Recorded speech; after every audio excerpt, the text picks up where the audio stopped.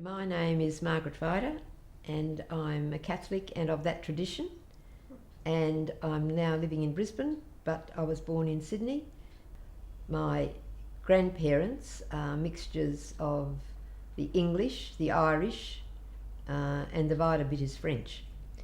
But they've been here for a long time. As far as we know, none of them came as convicts, but they've been here since the early 1830s. The Vider part was Anthony Lewis Jules, and as far as we know, he came to Australia in the 1850s on a merchant navy ship, and then he stayed in Australia, and the family comes all from him, and there were large families of them. My grandfather was one, I think, of 12 children. My grandmother, Vider, grew up in Sydney, and she then met Paul Vider. They got married, and then they went to live in the country in New South Wales, around the south coast. My grandfather was in the timber industry, sawmills and Bombala. Dad was educated by the St Joseph Sisters. They were in that part of New South Wales, working at that particular stage, and then he went to Sydney, and while he was a young man working in Sydney, that's where he met Mum. And Mum's family had also been in Sydney for a long time. She had an uncle who had a merino stud in the country in New South Wales, who was a very important part of Mum's early life. And then Mum went to school with the Good Samaritan Sisters, and they were very important in my life as well.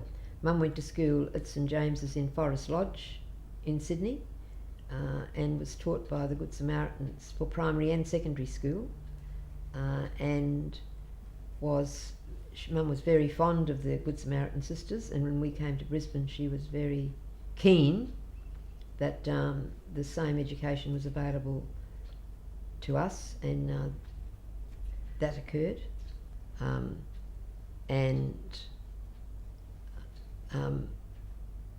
Mum's family, as I said, they were Irish English and had been here for many years as well.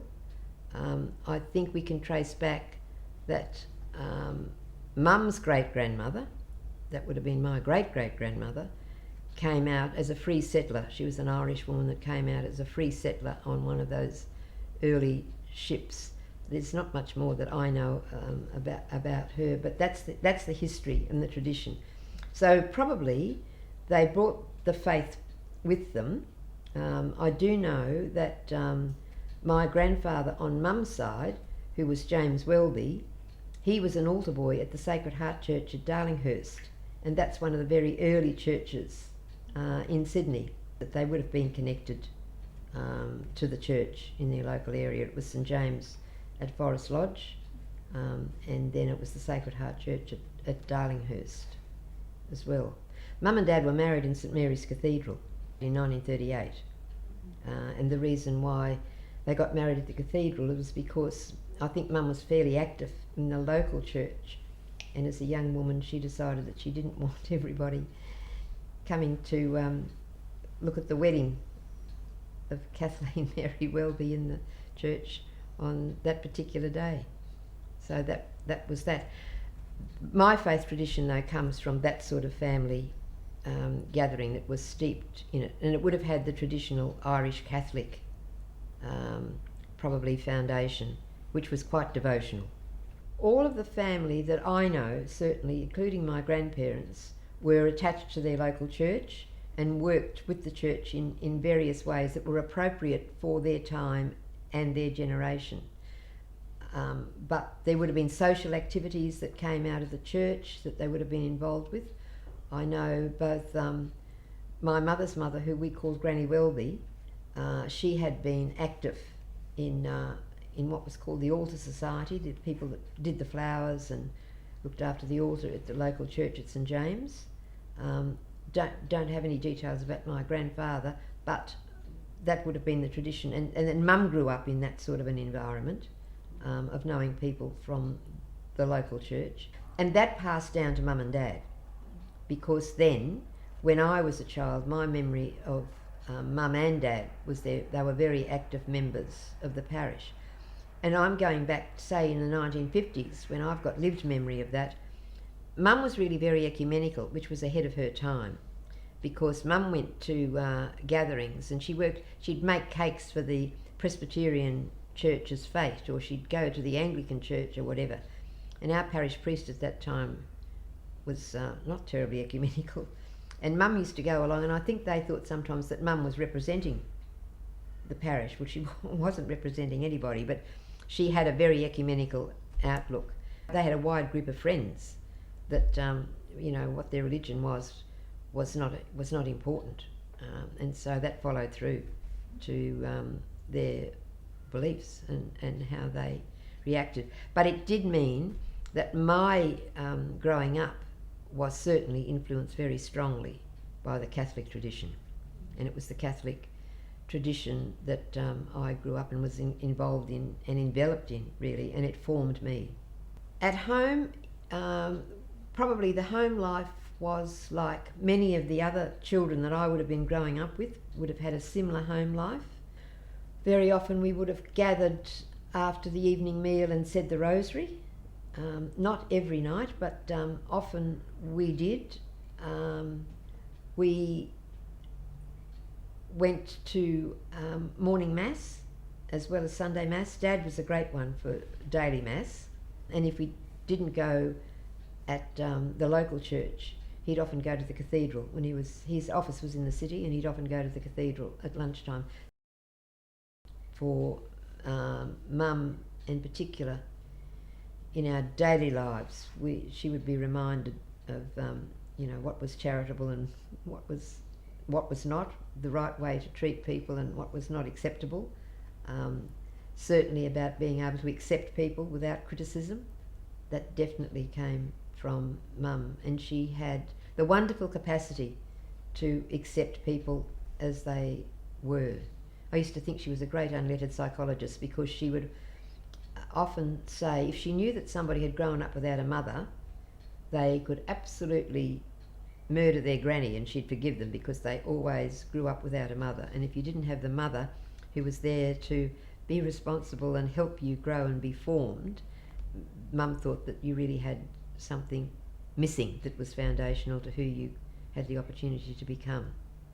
I remember that, because we used to sometimes joke about that. We'd say, oh, it wouldn't matter what they've done, they didn't have a mother, so that doesn't matter, they'll be right. And the other people that would have been part of my formation and growing up would have been the local community and certainly school.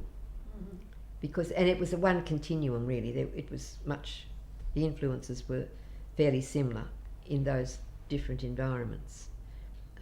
But it was a good formation, because it gave you a depth and a reason for why you were behaving. It gave you the belief system that then became the foundation as to why you were doing it. And I still go back and often reflect on the catechism answer. The question was, why did God make me? God made me to know him, love him, and serve him here on earth, and to be happy with him forever in heaven. And that's so basic, and yet it's deep. And how you reflect on it can change over your lifetime, from that different, simple approach as a child to the depth of what that responsibility carries as an adult. It was part of our religious instruction sessions at school, which we had every day with the nuns, and that was probably where we learned the formal religion, and our parents would have been much the same. And that didn't change really till the 1960s, till after the Second Vatican Council.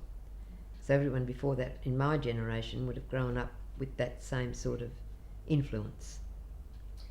I went to, it was the Our Lady of Dola's school at Mitchelton for primary school, and I went to Lourdes Hill for secondary school, and both of those schools were conducted by the Good Samaritan Sisters. And they were founded in Australia in 1857, very early on. They were one of the very early Australian orders, those and the St Joseph Sisters, I I think were the two early orders to be founded in Australia.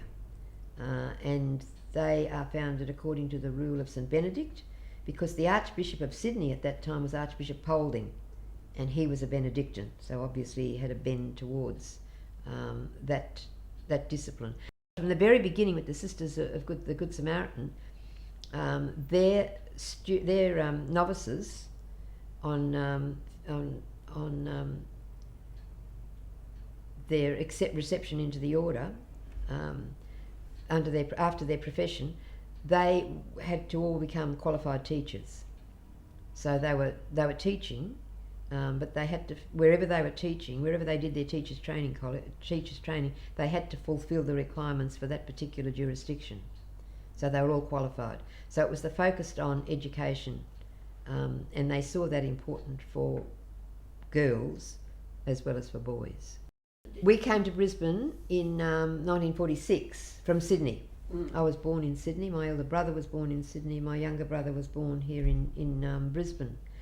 And we had friends in Sydney, and they were transferred to Brisbane the same time as we were. So the two families came to Brisbane at the same time, which I think was good for both my other and my aunt. She wasn't my aunt, but we called them aunt and uncle at those stages. And we spent Christmas together and Easter together for years, all through childhood.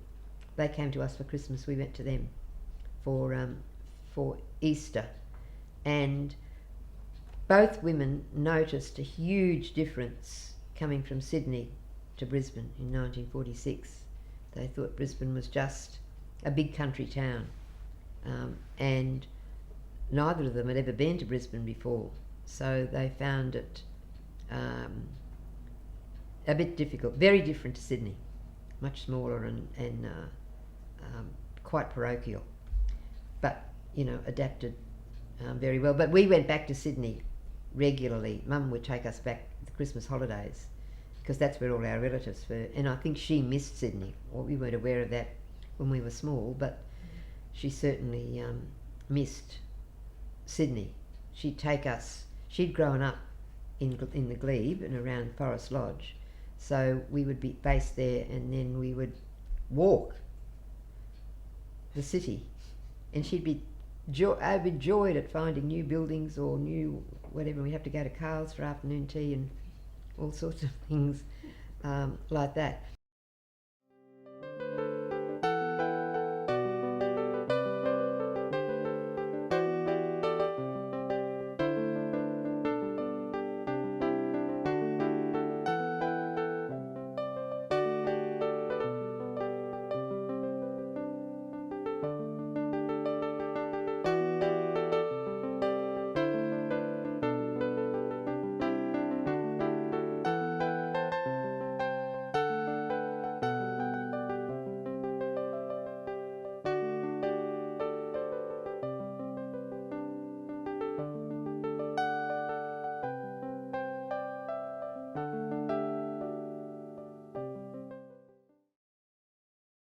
Nursing's a wonderful way to stay connected with the reality of the human beings in this world, because you see it all.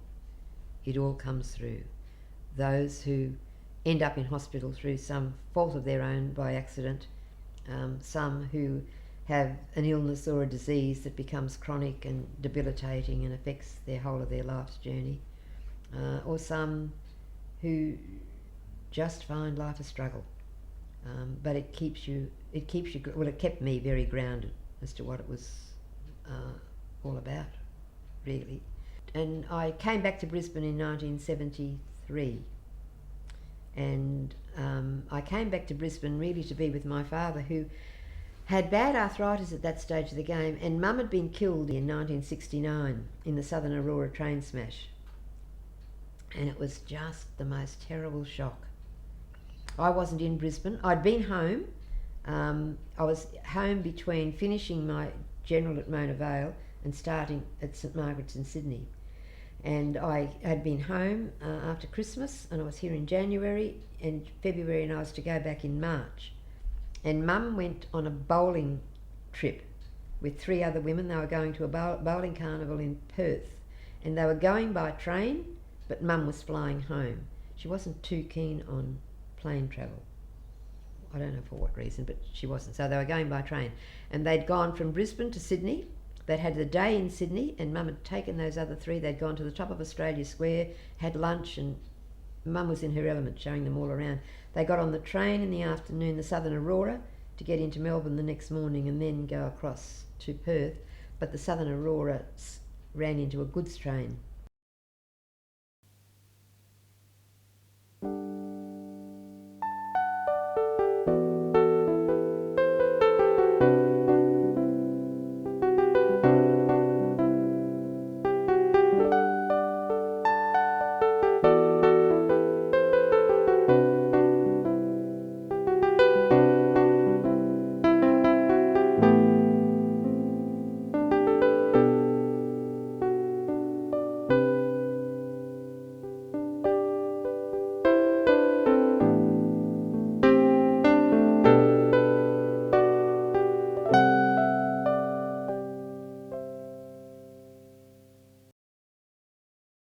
The policeman who stayed on duty, I said he'd come in to the viewing room, and I said, look, I don't think that's Mum, but I said, can I go in and have a look?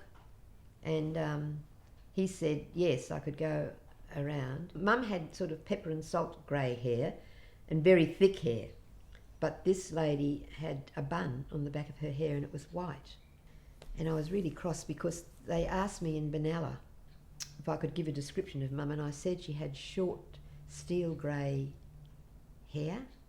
I learnt a lesson from that experience though, because I said to the policeman, Sergeant someone or other he was, and I said, can I ring my father in Brisbane? I said, he's flying down in the morning, but I said, he knows that I left Leeton to come to see if we could find Mum. I said, can I ring him and tell him where I am and it's not Mum? And he said, there's a sign on that wall that says policy, no private phone calls. This is 4 a.m. I'd never been to Melbourne.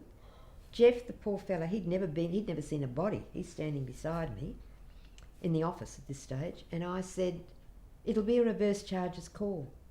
I'm just asking for the use of your phone. He said, you can go to the GPO. And I thought, I don't even know where that is. Anyway, I said, I just want the use of the phone. So he agreed that I could, so I picked up, and we went through trunks in those days.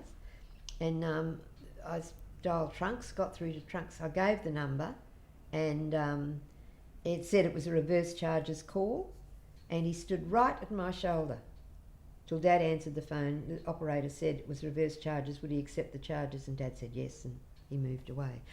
The lesson I learned from that though, when I was nursing, as a director of nursing, if we ever had a patient that had relatives anywhere in the world, they needed to ring them. I just said to her, make sure that they have access to the phone and don't stand at their shoulder. It was terrible. Anyway, so that's why I came back to Brisbane in 1973, really. And I went to work at Holy Spirit Hospital.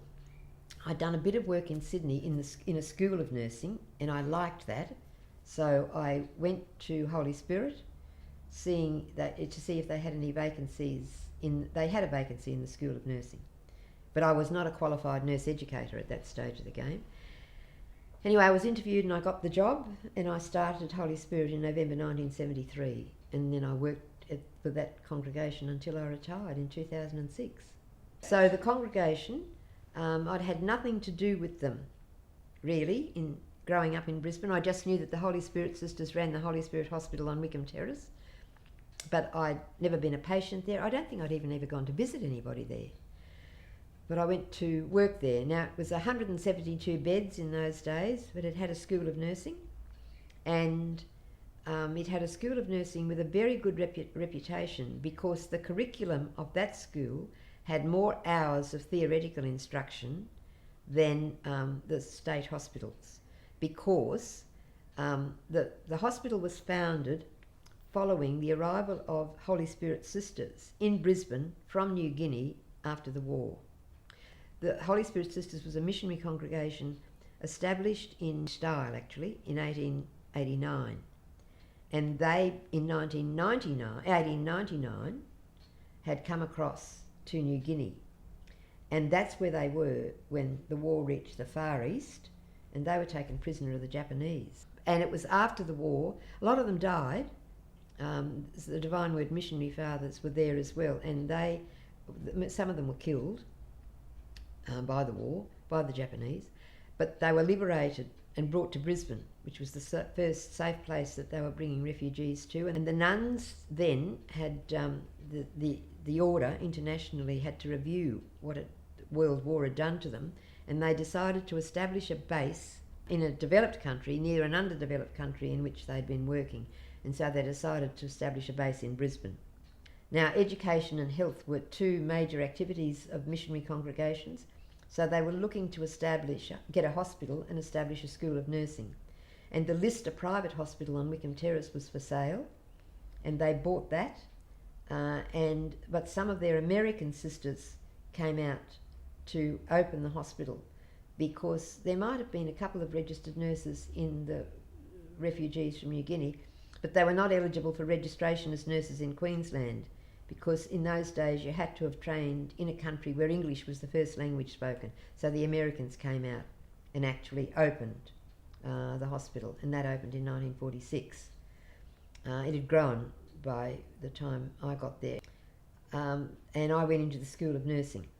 I went to the College of Nursing and did the Diploma in Nursing Education and came back to education. In the late 80s, early 90s, we were developing mission statements, philosophy statements and value statements. Now, the influence was coming from a variety of areas. In the Catholic hospital section, it was coming from the American hospitals, but in the Australian context of healthcare, and certainly in the acute hospital section, Australia-wide, they'd started to become involved with an accreditation process. And I got really interested in this because I thought it was an anchor.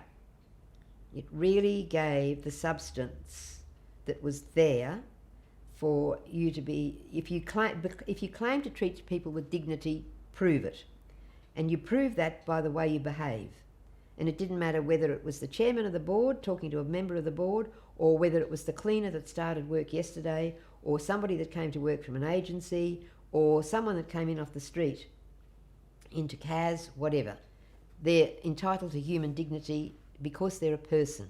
The same thing with compassion. And compassion is a very difficult emotion to come to grips with as a value, because it really means that I accept you unconditionally. Now, it's easy to care for someone you like, or someone that you've just met but who's a very nice person. It's very difficult to give the same care to someone who's abusing you, telling you, how stupid you are, or get out, or I don't want to see you, or leave me alone, or spitting at you. It's very hard. Or even just someone that doesn't want to communicate, just wants to turn their back. So that's a real challenge, unconditional caring. And yet, healthcare is a great area where you see a lot of it. And compassion can't just be a word. You need to see how it's being enacted. In other words, how do people exhibit behaviours that demonstrate compassion?